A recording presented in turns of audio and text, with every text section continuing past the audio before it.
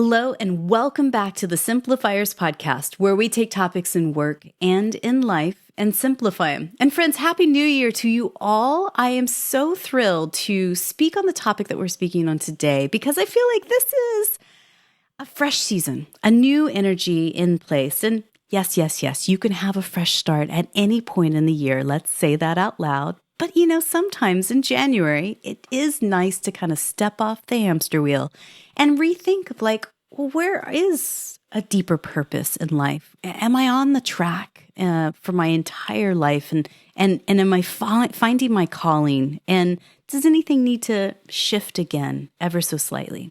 So, given that's our topic to simplify, like how to find deeper purpose in life, I have the perfect guest for us today. His name is Dan Millman, and he's an author, and he teaches the peaceful warrior's way here in the United States and all around the world. Now, you might be familiar with his work because he's been an author of 18 books, and it's published in 29 different languages.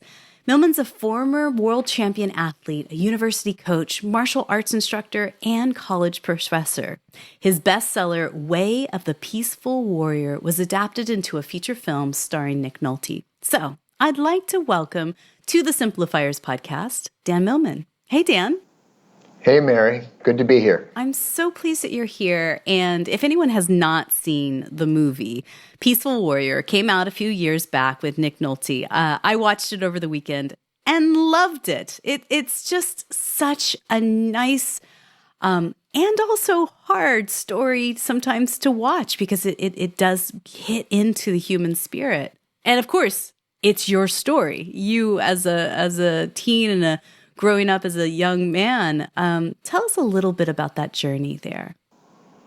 Well, it's based loosely on my story. I was a young athlete starting out. I just discovered I loved jumping up and down on a trampoline, which led to a college scholarship, a world championship, and so on. Yeah. And eventually I coached at Stanford University and then went to Oberlin College in Ohio, where I taught psychophysical education. And that was part of my preparation. But after that, as you know, Mary, as described in my new book, I worked with over a 20-year period, intense preparation with four radically different mentors.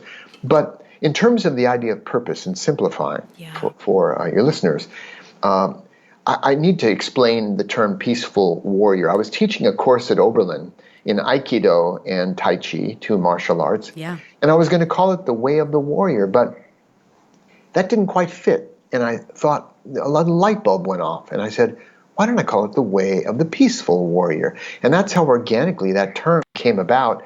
And I ended up titling my first book with that term. But really, it's not about me. It's not some special club you can join. Basically, I view everyone as a peaceful warrior in training. Women, men, it doesn't matter.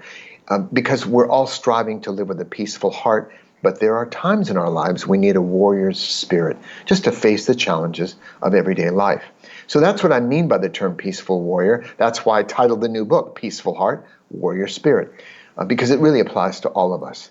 And much of my work has been around the core of life purpose, because it's so important in all our lives. Yeah. Well, and to back up a little, I think when we first think of a warrior, we think of somebody charging forth with a sword in hand and a shield and going into battle. And it's very, aggressive. And I think that, in some aspects of my life, I'm in my mid-40s. I haven't lived a whole life, obviously. But, there are moments where I have felt like I've had that very aggressive spirit. And sometimes that works, but not sustainable, nor a good idea for all moments, right? Right, I agree. We need to find a balance between passivity, victimhood, and aggressiveness. I just use the term assertiveness. I prefer that. And warrior spirit is not about fighting necessarily, except with some of our inner demons like insecurity, self-doubt, other kind of fear. So we have that kind of battle. But normally it's more about, in everyday life, it's viewing our lives as a form of spiritual weight training. And if you don't lift any weights, you don't get any stronger. Right. And we've all faced difficulties, adversity, physical, emotional, or mental pain in our life. But I think if we look back on that time, those difficult times, we notice we're a little bit wiser, a little bit stronger. and maybe even a broader sense of perspective for having gone through that. So we don't have to pretend to like adversity or difficulty or challenge, but we need to keep that thread of attention that we will grow stronger and wiser because as we face it. And as we've challenged past fears, we can focus on new ones. Cus D'Amato, a boxing coach, once said, heroes and cowards feel exactly the same fear. They just respond differently. Yeah, yeah. And that's our key. Yeah, and I think that that's it. I think, what I've learned in my short time on the planet so far is it's about your response and reaction to whatever happens, because there will be peaks and valleys in life, right? There will be great, triumphant, incredible moments, and there will be some very dark, cold, isolating moments as well, right? Absolutely. Yeah. Absolutely. It's just inevitable for all of us. And it's how we face it. And that's what I mean by the warrior spirit. Yeah. And speaking of peaks, there's a scene in the Peaceful Warrior movie where you'll remember that Dan, my character, and Socrates, played by Nick Nolte, are walking up this big hill. And they get to the top, and Dan has this revelation. He says, Socrates, I just realized it's not the destination that makes us happy, it's the journey. Now, there's a certain wisdom in that. It's true. Most of our lives are spent on the journey, not just reaching one destination after another. And yet, without a destination in mind, there is no journey. We just wander around because I believe we're hardwired goal seekers. Watching my granddaughter when she was little, crawling across the floor when she was an infant, she wasn't just exercising. She was going for something she wanted. And so from our point A, we need to find a point B. I would define success as making progress toward a meaningful goal. So I think we're all hardwired to strive for something. And the happiest, most fulfilled people are not just those who've reached their goal, but who are moving toward it. It gives us a sense of absorption in life and a meaningful pursuit. And, how many times have we found ourselves in life, and it may be a glimpse, it may be a week, a year, a decade, where we feel a bit rudderless, like we don't have a goal in mind. We're just sort of, clocking it in, and time goes by so fast. And then you go, hang on, how did that happen? How did I get here? Right. Well, a man actually came to me once when I lived in Marin County, California. Now I live in Brooklyn, New York, to be closer to our daughters and grandkids. Yeah. But he came to my office and he put cash down on the table for the session and sat down, and I said, well, I'd like to know what your purpose is, what your goal is, so I can help you with that. And he said, I have no purpose. And I said, well, if you did have one, what might it be? But no, he wouldn't bite. He just said, I have no purpose at all. So I said, well, in that case, I really don't know if I can help you, but hey, it was really nice meeting you. Have a great day. And he stood up and he looked at the money he put on my desk, and he said, wait a minute. I have 45 minutes with you now, Dan. I paid good money for this. And I said, you know what? I think you've just discovered a purpose. And I said, and when our session is done, you'll find another purpose, which is finding your way to your automobile and driving to where you're going without hitting any objects or people. And when you get to where you're going, another purpose will appear. So I think we all have a purpose, moment to moment. It's hard to know our cosmic purpose, even though I've written several books to help people with that idea. The main purpose, the fourth one I list in one of my small books, is our purpose in the moment. So we can't always know our long-term purposes clearly. You've heard this analogy before, that we're like cars driving in the night, and we can only see as far as our headlight beam, but we can make the whole journey that way. So we have to trust the process to some degree and follow our hearts and our instincts. But at the same time, we always know our purpose in this moment. I know mine right now. You know yours. But we forget. And I think that that's the hardest part, is we almost like goldfish in a little pond. Is like you got a 7-second attention span, and then you forget. And I think that it kind of akins back to meditation or yoga. Like, when your facilitator says, if your thoughts wander, just nudge them back to the center. And I feel like I'm constantly nudging myself back to center, in this process of continual forgetfulness. What advice would you give someone like that? Sure. Well, there's a story I tell about Socrates and I are walking down the street, and I'm asking him about, what do I do about the Vietnam War? Because back then I was at UC Berkeley and during the Vietnam War, and I said, my friends are protesting the war. I'm doing all this inner work on myself. Yeah. And he didn't say anything at first. And then suddenly he turned to me and said, Dan, I'll give you $5 if you can slap me on the cheek. Come on, go for it. I didn't know what he was talking about in response to my comment, like starving children in the world and oppressed peoples. Shouldn't I be more active in the world? Yeah. And he said, come on. And I figured it was some kind of test. So I bobbed and weaved and took a swing at him. And I found myself on the ground in a rather painful wrist lock. You may recall I got this scene into the movie at the last minute. And as he let me up to my feet, he said, you notice a little leverage can be very effective? I said, yeah, I noticed, shaking out my wrist. And he said, well, it's wonderful if you want to help people. Do what your heart tells you, but don't ignore the work on yourself so you can exert the right leverage at the right place at the right time. So it's not a matter of inner work or outer activity. It's both. Yeah. We need to pay attention to both. And part of that happened when we were in the gym one night. And I was doing some dismount off the high bar. I was a gymnast, and I did a full twisting double somersault. And I stuck my landing. Well, most people realize that's a good thing. I landed solid. I went, yes. And I figured that was a good place to end the workout. So I ripped off my sweatshirt, threw it in my bag, and we were walking down the hallway after that. And he said, Dan, that last move you did was really sloppy. And I went, what? That was the best dismount I did in weeks, Sock. And he said, I'm not talking about the dismount. I'm talking about the way you took off your sweatshirt and put it in your bag. And see, he reminded me I was treating one moment as special and another moment as ordinary. And it reminded me once again that there are no ordinary moments. There are no ordinary moments. The quality of our moments become the quality of our life. And then he added something. And this was something I never forgot. And this gets to the heart of your question, too. He said, the difference between us, Dan, is you practice gymnastics. I practice everything. And at first I didn't know what he meant by that.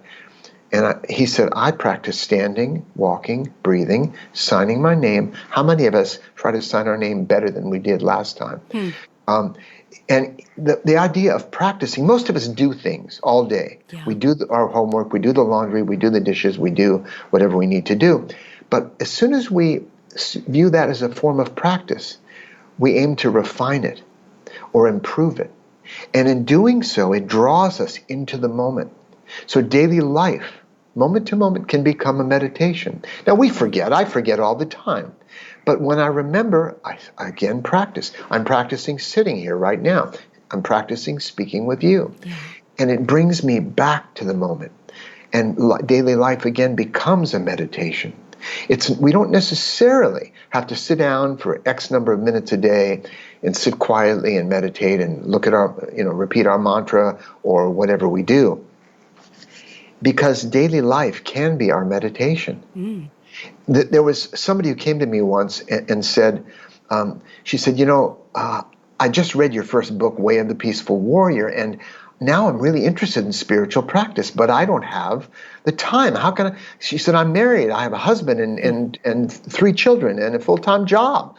How can I manage that? And I reminded her that her husband, her children, her full-time job were her primary spiritual practices. It is, yeah. She didn't have to go elsewhere. Yeah. And you know what? They demand and develop more than sitting in a cave and meditating. I know because I've done both. Yeah. So the arena of what I call the peaceful warrior is everyday life, moment to moment. And such beautiful thought. And it's one that I will definitely simmer on, not only today, but this month, because I think that's it. When we awaken to the reality of how powerful every moment can be, I think it makes me think of the analogy, I'm sure you've heard it, where when you think about the future, that's when you get anxious. When you think about the past, for some, that's where you feel depression or sadness. Regret. Yeah, shame. Yeah. But when you think Yeah. about the present, there's just possibility. That's all it is. It's just, Yeah. electric possibility for every moment to be deep and profound, right? Even in the process of tucking your kids into bed or, Absolutely. doing a presentation from stage or walking your dog. I mean, there's all potential in that. So I kind of want to shift gears a little because Sure. one thing that stood out to me in your latest book, Peaceful Heart, Warrior Spirit, is, and it goes through your life and the 4 different mentors that you've met over the course of your journey. But I actually want to talk about time as a little bitty boy. I mean, as a young man, I remember there was something in there where somebody had told you a valuable life lesson of stop thinking about it and jump. Can you tell us the origin story of that and how specifically, how maybe that phrase has guided you, but also maybe morphed in meaning in your lifetime? Sure. Yeah, in the new book, I do start with my foundations, my childhood, to show what prepared me for these 4 mentors that I describe in the book. Yeah. And my friend Steve Usa, I was about maybe 6 years old, maybe 5 years old. He was 3 years older than I was. So he was streetwise, and maybe he was 9 or 10. Sure. And we all climbed to the roof of a house under construction on a street. We loved to explore them. We were on the roof, about 22 feet high, and there was a big pile of sand below us, a big sand pile that we're going to use for construction. And so Steve jumped off, and then his friends jumped off. They were all older than I was, and went up to their knees, in the sand pile. And said, "Come on, Danny, jump!" And I wanted to so much, but I was afraid. Yeah. And I went to the edge, and I went back, and I went to the edge, and that's when he yelled, "Danny, just stop thinking and jump." And I did, and I just knew I could bend my knees and push off, and I stopped, and I just jumped.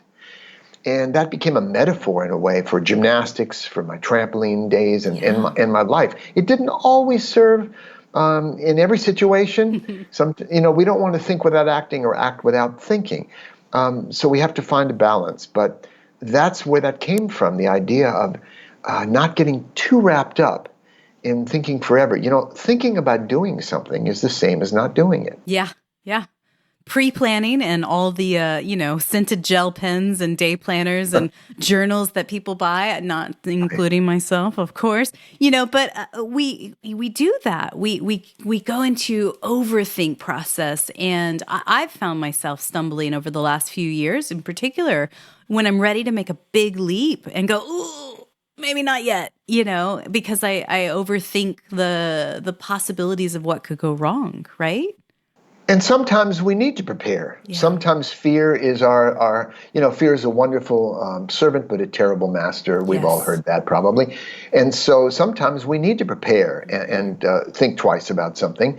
But on the other hand, there are times we know we're ready. We just overthink it. Yeah. So it is really a balance. It's not a formula I could give anybody. So there are times we do things on impulse that may not be the wisest course. Sure. So it's finding that balance. And I think that there's something to the building of courage, when you do just stop thinking about it, make the leap, with the caveat that this is not hurting someone else and it's not harming myself, right? Right. But when you do it enough times, it gives you the confidence to leap, whether it is big or small, kind of ahead of you, right? Yes. Competence leads to confidence. We don't start endeavors confident. Yeah. It's not natural to do that. If we're waiting to feel confident before we do something, that may be a long time.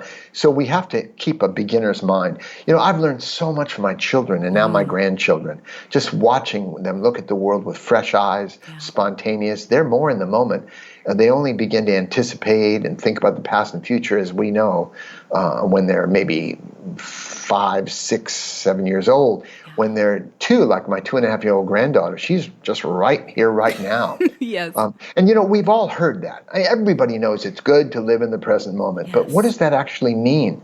Because the present moment, how do you grasp the present moment? It's a nanosecond, a millionth of a second. What is the present moment?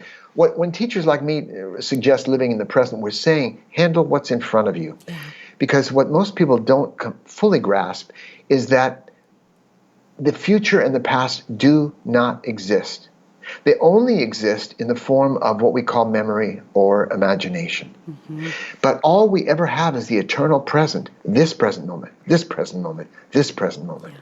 The rest is a kind of illusion. But it's a wonderful human capacity to remember and learn from, reflect on, and also to imagine future. Plan our day, for example. That can be useful. We just don't want to get too attached to the plans because they have a way of changing. Yes. You know. But to simplify our life by focusing on the present moment, first of all, there's no busy mind in the present moment. We cannot think about anything in the present. Once we think about something, it's going to be something we're thinking about from the past, what we call the past, Or the future. or from the future. Yeah. But in the present moment, there's only pure awareness. It's as if I was with you right now and I tossed you my keys or a ball and said, catch. In that moment, you'd be like a cat reaching out, pure awareness to catch that. And that's why people like to throw frisbees and play games and do musical instruments and perform. It pulls them back to the present, which is pretty much serene and absorbed. It's like the zone, that sense of flow. It's only when our mind gets busy and starts saying, but what if I hadn't done that? Shoulda, coulda, woulda. Mm-hmm. And what's going to happen in that meeting later on? That's why, even for our conversation now, I did not prepare. Yeah. I just open up and follow your lead and have a conversation with you. So, that's how I roll. Yeah, and I think that it's refreshing, and it's such a good reminder to anyone that's listening out there, including myself, of that kind of different spirit, if you will, of living life. Because it's so easy to get caught up in the noise and the to-do list and everything that's trying to pull your attention, either in your work or in your non-work life. And, I think about my dog. This is so silly, but my dog, he's a pug. He's about 2 years old. He is the happiest spirit on the planet, just happy to be here. Mm-hmm. Never met an enemy in his entire life. He's actually training to be a therapy dog because he's just such an amazing being. Mm-hmm. And it makes me think about the human spirit. Like, we're so wrapped up in all these things that if we could just learn a few things from our mammal friends, like my dog, we'd actually find that deeper purpose in life. We'd actually find a sense of peace that we all are longing for, right? That's a wonderful point, Mary, because our role models and mentors are everywhere. Yes. And you're bringing up even our animal friends. Yeah. We can learn wonderful things from them. We don't normally think of them as teachers, though, except in sentimental moments, but absolutely, there's that animal part of us that wants to play like a puppy. Yeah. And we need to also accept that and embrace it. Yeah, absolutely. And why do you think we as humans yearn for a deeper purpose in life? Like, why do you think we are wired that way? The why is tough. I can make up any number of whys. I have trouble with whys. Hows, maybe I can talk about.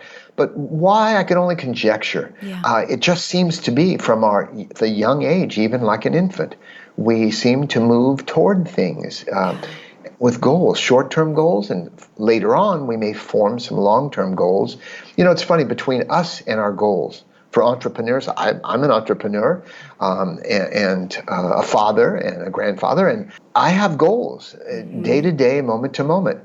I once asked a little gymnast, I said to her, I was doing some coaching in a gym and for a kids class, and I said, what is your goal? And she said, I want to be in the Olympics. And I went, that's great, but recognizing that 6 people get to be in the Olympics, and there are hundreds of thousands of gymnasts. Yeah. I said, that's a good long-term goal, a good idea, but what is your goal now? She said, I have to do my push-ups. I said, great. Mm-hmm. She could do that. She could manage that.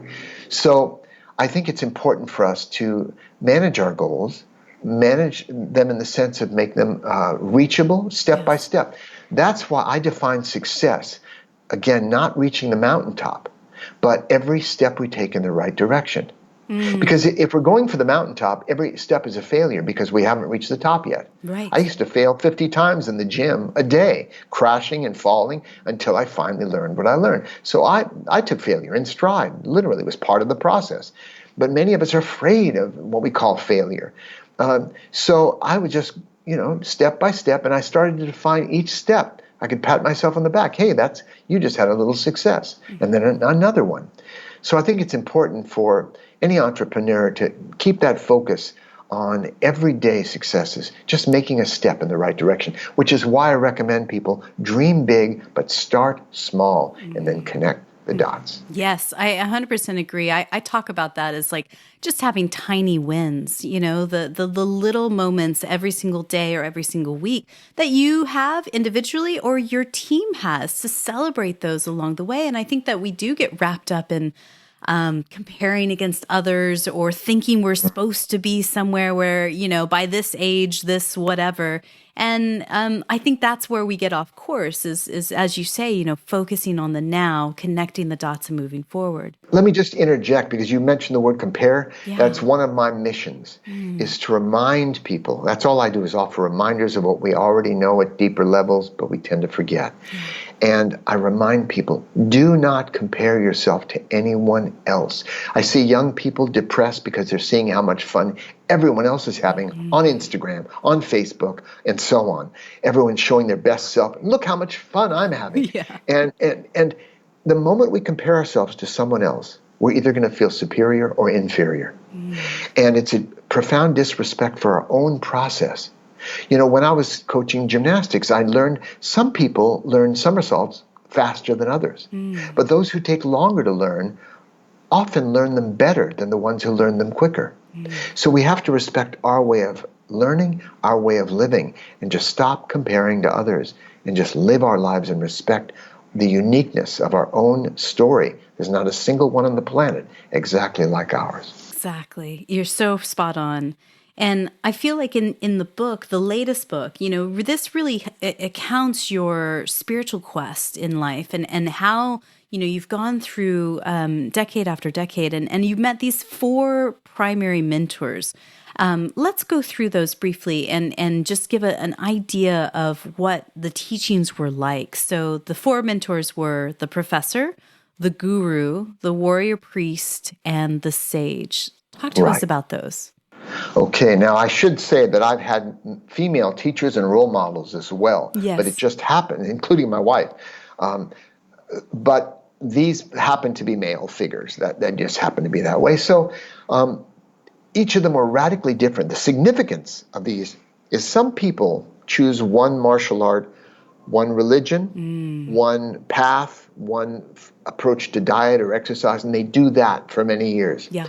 My calling has been to look at breadth, get a perspective. So I've done many different martial arts, different approaches to exercise, and different paths. And some people might have one guru or teacher they stay with. Having these particular 4 represent different aspects of the spiritual journey. They were real people, and I named them and so on. But the professor had a spiritual technology, incredible exercises from a global heritage of spiritual traditions and practices. Yeah. And that took me so far. I mean, I got much better at doing inner work, breath control, different breathing practices, relaxation techniques, models of the levels of consciousness, and our approaches to stress release. And I learned a great deal about myself. My body felt more youthful when I finished this in 40-day intensive, 10 hours a day, then more advanced trainings and so on. But it only could take me so far. I ended up moving for various reasons on, and I discovered the guru. He's written many books. He's lauded. He's an American-born guru. He's not Indian. He's not Chinese. He's just American-born, and he happened to be homegrown. And he got a degree in English from Stanford or from Columbia, and then a master's at Stanford University. Very well educated. So he's lauded his works, his writings, and But it's a totally different approach. He said, I'd rather beat you with a stick than tell you to meditate your way to enlightenment. He was kind of a radical teacher. Yeah. It was all about a relationship with, say, the big picture, with the spirit, with the divine, through this particular man. I was in his community, living the conditions, very balanced conditions of diet, exercise, and so on, for almost 8 years. And then later, I discovered the warrior priest, very different from the others. Now, after I wrote Way of the Peaceful Warrior after studying with the first two mentors, and the other two influenced my life and work from then on. The warrior priest was an adventurer. He was a martial arts teacher, a metaphysician, a healer, a fascinating, adventurous type guy, as I describe in the book. He gave me the life purpose information, this rather secret material until I wrote the book, The Life You Were Born to Live. And so he was really instrumental. He taught me to teach. For 14 years, I taught spiritual growth through knife fighting. Wow. Now, that sounds pretty strange. Yeah. But there was a test at the end, and people went through shifts like you couldn't believe. They had to quote unquote survive the final test. It wasn't really about knife fighting, but it sure gets people's attention. It was quite dramatic, and he had that flair for the dramatic. But to make this short, I ended up then studying with the sage who brought me back down to earth and radically simplified my life. Now, first of all, there was a writer named Barbara Rasp who said, the lesson is simple, the student is complicated. You know, we complicate everything. We complicate food, sex, living. And by focusing on what we need to do now in the present moment, rather than necessarily trying to fix our insides. Now, there are some people who do need therapy. Their cognitive needs readjustment. Their way of perceiving the world may be off base and so on, to cleanse the doors of perception and bring them clarity. But for most of us, it's really about just bringing our attention to this moment. And again, the mind quiets in the present moment. And, you know, sometimes when we wake up, I'm sure fellow entrepreneurs can relate, we have 16 things to do that day. But really, my life is like yours, it's very busy.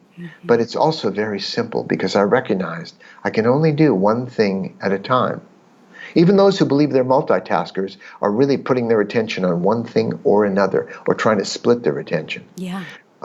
So we can only do one thing at a time, and that's what simplifies our life more than anything. And rather than trying to fix our insides and have just the right emotions and just the right thoughts or a quiet mind before we can live well, it's focusing on the question, what do I need to do now? And there's always an answer to that. And I really appreciated reading this latest book because I feel like a lot of us have been on our own spiritual quest of different shapes and sizes. No matter how old or young you are, you have been on one, whether conscious or unconscious sometimes as well, right? And I think that is true in what you said. I think that there are gurus and mentors and coaches and all things that you follow for a season, and that's what you needed in that moment. And it's okay to move on to a next thing and a broader sense of awareness. It's kind of like painting a beautiful painting and deciding to move into a different color palette and go, oh, well, that brings a whole different perspective, a whole different depth to what this canvas looks like, which is my life, right? Yes, we handle what's in front of us. We stay open to opportunities. Yeah. You never know what life's going to deliver. I've certainly learned that. And my life in Peaceful Heart Warrior Spirit, the new book, is not just about my search. It is the true story of my spiritual quest, but it's also, in a way, it can shed light on anyone's quest. And we're all on a quest. Whether we call it a spiritual quest or not, we are all moving towards something in our life, in our destiny. Yes. And just to end up, on your website, you have something called the Life Purpose Calculator. Will you tell me about that? Sure. Well, simply put, anybody who goes to peacefulwarrior.com, they'll see the life purpose calculator. They click on it, they put in their date of birth, and it's free, and it'll give a taste of the depth of material I have in one of my books in the Life Purpose app that people can access as well. But they can just go to the Life Purpose calculator, visit it, put in their date of birth, and they can even do a relationship number with someone else and see the issues that can come up around that particular relationship. It's sold over 1 million copies, maybe 2 million over the years, this particular book. It's uncannily accurate in terms of it's useful. I can't really explain scientifically, but neither can I find the square root of a sonnet. Yes. Some things aren't accessible to it's okay, theory. Dan. I don't know how a microwave oven works, but we still use it all the time. So exactly. It's absolutely fine. Exactly. Yeah, I encourage you guys out there that are listening, if you are looking to pick up a new book this winter or spring, check out his latest book. It's called Peaceful Heart, Warrior Spirit, The True Story of My Spiritual Quest. And also the other book that we alluded to, and might be an add-on for you to consider, is The 4 Purposes of Life. And just real quick, a summation of those 4 purposes, Dan. Can we go through those real quick? Sure. Learning life's lessons, and it's the implication that daily life will teach us all that we need to learn to evolve as human beings. The second is finding our career and calling, and I differentiate the two. Our calling is what we're moved to do, what we would choose to do in our discretionary time. Our career is what produces an income. Yeah. Sometimes they combine into one, maybe in your case and mine, Mary, but sometimes they're separate. And the third purpose is this mysterious life purpose system that I just alluded to at the life purpose calculator. Yeah. People can get more information. And the fourth, again, we discussed this, is our purpose in this present moment. Yes, in the present, always now. And that is a gentle reminder for all of us as we move into this new year and focus on where we're headed in life and in our work. And I think purpose can be found in both areas equally, right? Absolutely. So, absolutely. Dan, as we wrap up, there's a few questions I'd like to ask you that I ask everyone on the podcast. And again, thank you so much for your time today. Sure. My first question is this. Tell me, what's one book or blog that you're reading these days that's either inspiring you or poking holes and challenging your belief system? Sure. Yeah, I love that when it actually shifts my perceptions. And there are a couple of books I can mention, but the latest was Humankind by Rutger Bregman. And it's really a more positive spin on human beings. It's easy to become cynical about all these things. And we've heard about the Stanford prison experiment, which he belies in the book. And we get this negative view of human beings and this selfish gene and all that sort of thing. But he has solid research behind that. And by the way, Isabel Wilkerson also wrote a book called Caste, which just kind of expanded my mind to understand much deeper elements in terms of our relations with other people and so on. So there are a couple of books, but that's good. I love when I find a book that shifts my attitudes. 100%. Well, we'll link that up in the show notes for people if you guys are curious and want to check that out. By the way, all the things we talked about, you can find over at thesimplifierspodcast.com. So tell us, who's one person in your network, somebody that you know personally, you just feel is up to brilliant things? We could shine a spotlight on them, and who knows, maybe one day we'll have them on the podcast. Well, yeah, somebody who comes to mind, there are a couple, but I'll mention Patricia Ryan Madsen. She was a drama teacher at Stanford University when my daughter went there, and she wrote a book called Improv Wisdom, and it's about just showing up, and it's about the art of improvisation in everyday life. So you might enjoy talking with her. She's professor emeritus at Stanford, lives in the Bay Area. Love it. Bay Area. So I believe gratitude and simplicity go hand in hand. Tell me, what are you grateful for today? Well, the most obvious answer, since I deal with the moment, is I'm grateful to speak with you and have a chance to share with your audience. But in general, wow, that's a longer answer. I'm grateful for the life I've been given, even with its ups and downs and difficulties that I describe in the new book. It's an amazing chance to experience existence as a human being. And I'm grateful for you too as well, Dan. Thank you, Mary. My final question for you today is this. Someone somewhere is listening to you and I right now, and maybe they are doing a big leap. They're shifting the whole thing. They're taking their Etch-a-Sketch of life and going, ooh, shaking it all up and starting anew and wanting to take a spiritual quest, wanting to find deeper purpose in life, but they're just scared. What's one thing you could whisper into their ear right now just to encourage them in this moment? Oh, the first thing that comes to mind might be stop thinking and jump. However, I think it's important, again, to trust your process, to trust the process of life unfolding. Faith. I define faith as the courage to live as if everything that happens is for our highest good and learning, that we can't really make a wrong turn as long as we learn from it. Yeah. So explore and grow your wings on the way down, as they say. Yeah, and if you can't make a wrong turn, then there's no fear really in the end. It's ultimate beauty. Yeah. Exactly. Dan, thank you so much for your time today. My pleasure.